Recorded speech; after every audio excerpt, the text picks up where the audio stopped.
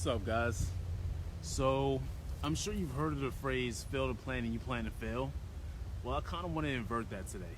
If you're not planning to fail, you're failing to plan. And what this means is, whatever habit formation goal that you have, if you're not planning for eventual setbacks, your planning is inadequate. Not trying to say that you should be planning for some exact date and time down to the millisecond that you'll fail, just that it's a matter of when, not if. One of the biggest issues people have in terms of fitness and nutrition habit formation is as soon as things start going south in some way, they give up. They're slaves to momentum. How many times have you gone 1 or 2 weeks being on point with your nutrition and your workouts only to have one night out with friends drinking or a pizza craving just blow the whole thing up? As a result, you look at yourself in the mirror the next day, you look and you feel like crap, so you tell yourself, what's the point? You get discouraged and you go back to your old habits and you completely reverse any progress that you might have made, having to start the whole process over again at some indeterminate time in the future. If this sounds anything at all like you, you're doing it wrong. The fact is that Rome wasn't built in a day, and neither are good habits. In order to build towards a healthier lifestyle, you have to be willing to accept failure. Failure is a great pedagogue, the Aristotelian progenitor of all successes. In other words, a great teacher. Failure is intrinsic to it's intrinsic to developing any skill worth learning. And make no mistake, building healthy habits is indeed a skill.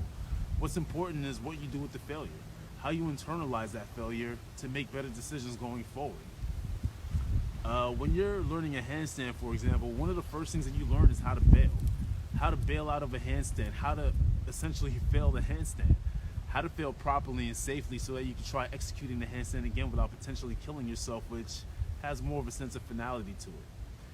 This removal of the fear of failure makes your handstand training that much more powerful and productive when you do decide to train your handstand.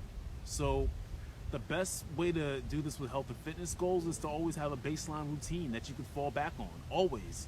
What does your perfect day look like in terms of nutrition and exercise? Consider the variables, your work days and your off days.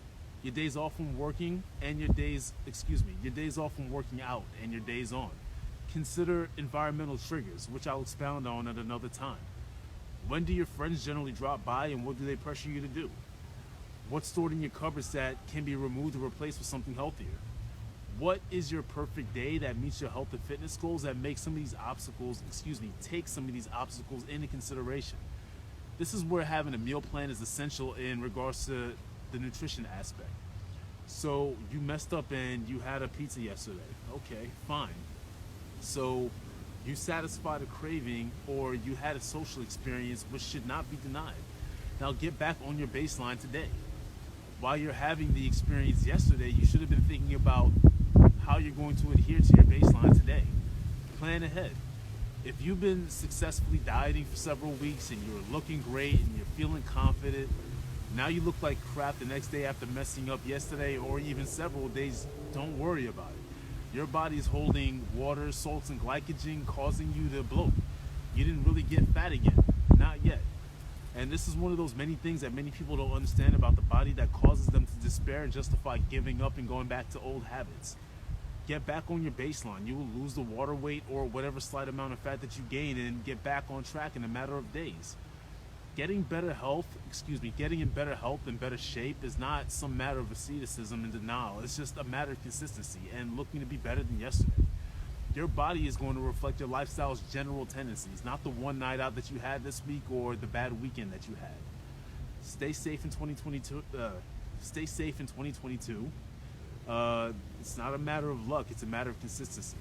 I'll see you again soon. Peace.